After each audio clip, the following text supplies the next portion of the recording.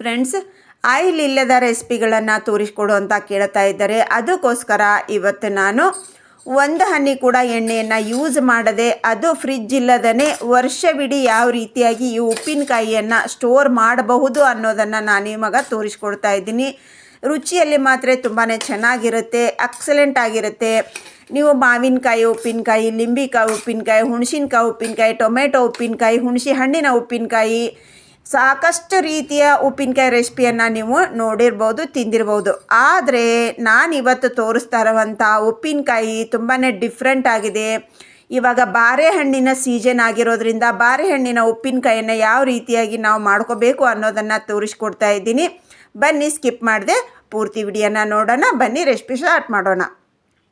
ಮೊದಲಿಗೆ ನೋಡ್ರಿ, ಈ ಥರ ಇರುವ ಡೋರ್ಗಾಯಿ ಇರುವಂಥ ಬಾರೆಹಣ್ಣನ್ನು ನಾನು ತೊಗೊಂಡು ಬಂದಿದ್ದೀನಿ. ಅದನ್ನು ನೀರು ಹಾಕಿ ನೀಟಾಗಿ ತೊಳ್ಕೊಂಡು ಒರೆಸ್ಕೊಳ್ಳೋಣ. ಬನ್ನಿ ಬಂಧುಗಳೇ, ಗೋವಿಂದ ಸವಿರುಚಿ GVR ಆಲ್ರೌಂಡ್ ಚಾನಲ್ಗೆ ನಿಮಗೆಲ್ಲ ಸ್ವಾಗತ. ಸಬ್ಸ್ಕ್ರೈಬ್ ಮಾಡಿಕೊಡ್ರಿ ನನ್ನ ಚಾನಲ್. ಹೊಸ ವಿಡಿಯೋಗಳಿಗಾಗಿ ಬೆಲ್ಲೈಕನ್ನ ಪ್ರೆಸ್ ಮಾಡಿ.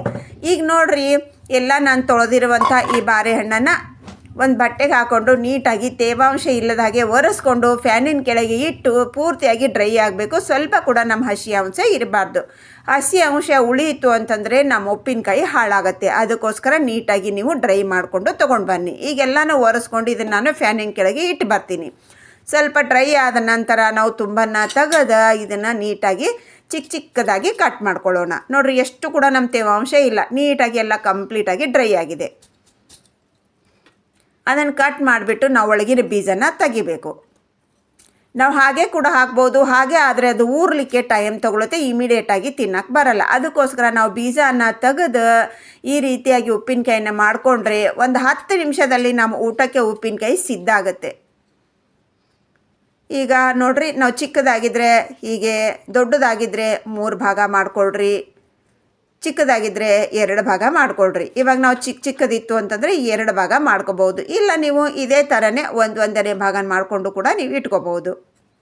ಅದು ನಿಮ್ಮ ಸಿಲೆಕ್ಷನ್ನು. ಇವಾಗ ಇದು ಸ್ವಲ್ಪ ದೊಡ್ಡದಾಗಿದೆ ಅಲ್ವಾ, ಈ ರೀತಿಯಾಗಿ ನಾವು ಹೀಗೆ ಕಟ್ ಮಾಡ್ಕೋಬೋದು. ಡೈರೆಕ್ಟಾಗಿ ಹೀಗೆ ನಾವು ಪೀಸನ್ನು ಮಾಡಿಕೊಂಡು ಸೆಂಟರ್ ಬೀಜ ಕೂಡ ನಾವು ತಗೋಬೋದು. ಆದಷ್ಟು ನಾವು ಚಿಕ್ಕದಾಗಿ ಮಾಡಿಕೊಂಡ್ರೆ ನಮ್ಮ ಮಸಾಲೆ ಅನ್ನೋದು ನೀಟಾಗಿ ಎಲ್ಲ ಕಡೆ ಸೇರುತ್ತಲ್ವ, ರುಚಿ ಚೆನ್ನಾಗಾಗುತ್ತೆ. ಅದಕ್ಕೋಸ್ಕರ ಸ್ವಲ್ಪ ಆದಷ್ಟು ಚಿಕ್ಕ ಪೀಸನ್ನು ಮಾಡಿಕೊಂಡ್ರೆ ತುಂಬಾ ಒಳ್ಳೆಯದು. ನೋಡಿ, ಹೀಗೆ ನಾವು ಎಲ್ಲನೂ ಇದೇ ರೀತಿಯಾಗಿ ಕಟ್ ಮಾಡಿಕೊಂಡು ತೊಗೊಂಡು ಬರೋಣ.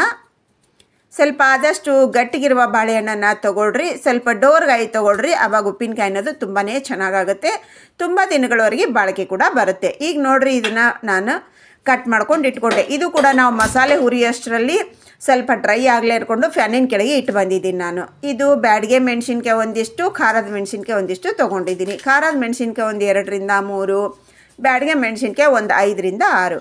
ನಿಮ್ಮ ಖಾರಕ್ಕೆ ಎಷ್ಟು ಬೇಕು ಅಷ್ಟು ತೊಗೊಂಡು ನೀವು ಮೆಣಸಿನ್ಕಾಯನ್ನ ತೊಗೊಳ್ರಿ.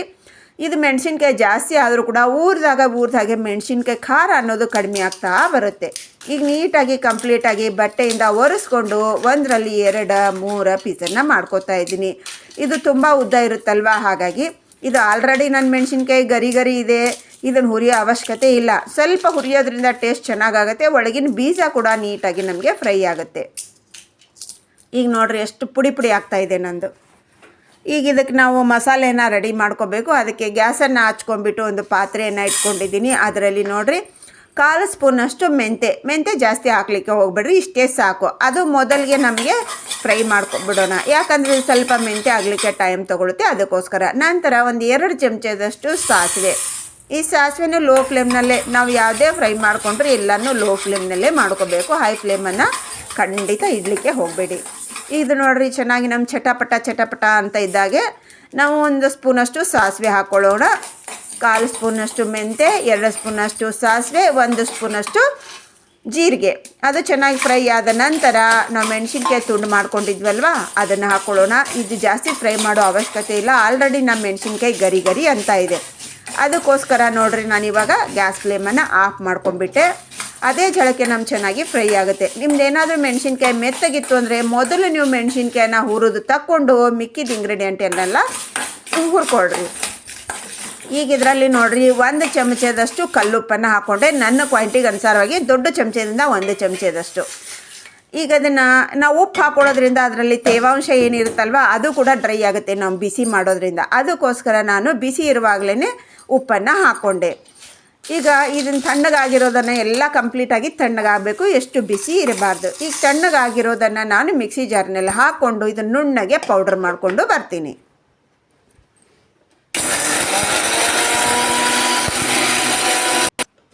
ಇದನ್ನು ನೋಡ್ರಿ, ಇವಾಗ ನುಣ್ಣಗೆ ಪುಡಿ ಮಾಡಿಕೊಂಡು ಬಂದೆ. ಇಷ್ಟು ನುಣ್ಣಗೆ ಇರಬೇಕು. ಇಲ್ಲಿ ನೋಡ್ರಿ, ಹೀಗಿರಬೇಕು. ಅಂದರೆ ಸ್ವಲ್ಪ ಪೂರ್ತಿ ಹಿಟ್ಟಿನ ಗತೆ ಅಲ್ಲ, ಸ್ವಲ್ಪ ಲೈಟಾಗಿ ಬರೆಸಿದ್ರೇನು ಓಕೆ.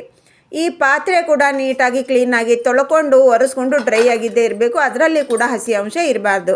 ನಾವು ಉಪ್ಪಿನಕಾಯಿ ಕೆಡಲಿಕ್ಕೆ ಕಾರಣ ನಮ್ಮ ತೇವಾಂಶನೇ. ನಮ್ಮ ಪಾತ್ರೆ ಕೂಡ ಕ್ಲೀನಾಗಿ ನೀಟಾಗಿ ಡ್ರೈ ಆಗಿರಬೇಕು. ನಮ್ಮ ಬಾರೆಹಣ್ಣು ಕೂಡ ಡ್ರೈ ಆಗಿದ್ದಿದ್ರೆ ತುಂಬ ದಿನಗಳವರೆಗೆ ನಾವು ಸ್ಟೋರ್ ಮಾಡಿ ಇಟ್ಕೋಬಹುದು. ಈಗ ಇದರಲ್ಲಿ ನಾವು ಬಾರೆಹಣ್ಣನ್ನು ಹಾಕ್ಕೊಂಡು ಅದರಲ್ಲಿ ನಾವು ಹಾಕ್ಕೊಂಡಿರುವಂಥ ಮಸಾಲೆಯನ್ನು ಹಾಕ್ಕೊಂಡು ನೀಟಾಗಿ ಎಲ್ಲ ನಮ್ಮ ಹೋಳಿಗೂ ಮಸಾಲೆ ಅನ್ನೋದು ಕಂಪ್ಲೀಟಾಗಿ ಕೋಟಿಂಗ್ ಆಗಬೇಕು. ಆ ರೀತಿಯಾಗಿ ನಾವು ಇದನ್ನು ಮಿಕ್ಸ್ ಮಾಡ್ಕೋಬೇಕು.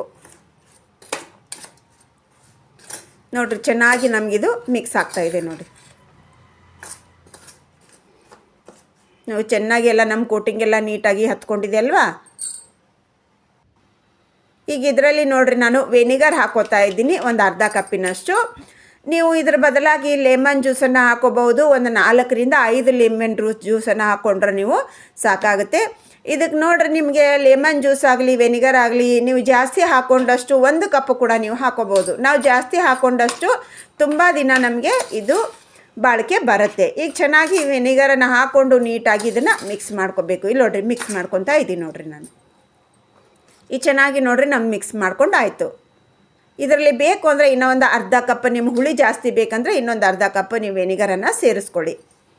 ಈಗ ಚೆನ್ನಾಗಿ ಮಿಕ್ಸ್ ಆಯಿತು. ಇದನ್ನು ನೀವು ಕೆಲವರು ಎಣ್ಣೆ ಇಲ್ಲದೇ ತಿನ್ನೋಕೆ ಇಷ್ಟಪಡಲ್ಲ.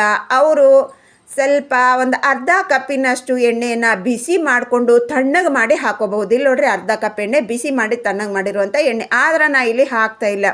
ಎಣ್ಣೆ ಇಲ್ಲದೇ ಜಾಸ್ತಿ ರೆಸಿಪಿಯನ್ನು ತೋರಿಸಿ ಅಂತ ಕೇಳ್ಕೊತಾ ಇದ್ದರೆ ಅದಕ್ಕೋಸ್ಕರ. ಈಗ ಬೆಳ್ಳುಳ್ಳಿ ಇಷ್ಟಪಡೋರು ಬೆಳ್ಳುಳ್ಳಿ ಕೂಡ ಈ ಟೈಮ್ನಲ್ಲಿ ಹಾಕ್ಬೋದು. ನೀವು ಎಲ್ಲ ಕಲಿಸಿ ಆದ ನಂತರ ಬೆಳ್ಳುಳ್ಳಿಯನ್ನು ಹಾಕಿ ಮಿಕ್ಸ್ ಮಾಡಿಕೊಂಡು ಒಂದು ಡೇ ಎಲ್ಲ ನಾವು ಪರ್ಮೆಂಟೇಷನ್ಗೆ ಇಟ್ಟು ನಂತರ ಜಾರ್ನಲ್ಲಿ ಹಾಕ್ಕೊಂಡು ಯೂಸ್ ಮಾಡ್ಕೋಬಹುದು. ನಾವು ಇಮಿಡಿಯೇಟಾಗಿ ಯೂಸ್ ಮಾಡ್ತೀವಿ. ಬೆಳ್ಳುಳ್ಳಿ ಫ್ಲೇವರ್ ಬೇಕು ಅಂದರೆ ಜಜ್ಜಿ ಕೂಡ ನೀವು ಹಾಕೋಬಹುದು. ಟೇಸ್ಟ್ ತುಂಬ ಚೆನ್ನಾಗಿರುತ್ತೆ. ಇದಕ್ಕೆ ಒಂದು ಕಂಡೀಷನ್ನು, ಅಲ್ಯೂಮಿನಿಯಲ್ಲಿ ನೀವು ಉಪ್ಪಿನಕಾಯಿನ ಮಾಡಲಿಕ್ಕೆ ಹೋಗಬೇಡ್ರಿ, ಅದ್ರ ಕಲರ್ ಚೇಂಜ್ ಆಗುತ್ತೆ. ಅದಕ್ಕೋಸ್ಕರ ಅರ್ಥ ಆಯ್ತಲ್ವ ಯಾವ ರೀತಿಯಾಗಿ ಮಾಡಬೇಕಂತ. ಏನಾದರೂ ಡೌಟ್ ಇದ್ದರೆ ಕಮೆಂಟ್ ಸೆಕ್ಷನ್ನಲ್ಲಿ ಕಮೆಂಟ್ ಮಾಡಿ. ಯಾರೆಲ್ಲ ಸಬ್ಸ್ಕ್ರೈಬ್ ಮಾಡ್ಕೊಂಡಿಲ್ಲ ಸಬ್ಸ್ಕ್ರೈಬ್ ಮಾಡಿಕೊಡ್ರಿ. ಸಬ್ಸ್ಕ್ರೈಬ್ ಮಾಡ್ಕೊಂಡವ್ರು ಒಂದು ಲೈಕ್ ಕೊಡ್ರಿ. ಇಷ್ಟ ಆದರೆ ಬಂದು ಸರ್ಕಲ್ಗೆ ಶೇರ್ ಮಾಡಿ ಅಂತ ಹೇಳುತ್ತಾ ರೆಸಿಪಿಯನ್ನು ಮುಗಿಸ್ತಾ ಇದ್ದೀನಿ. Thanks for watching. ಬಾಯ್.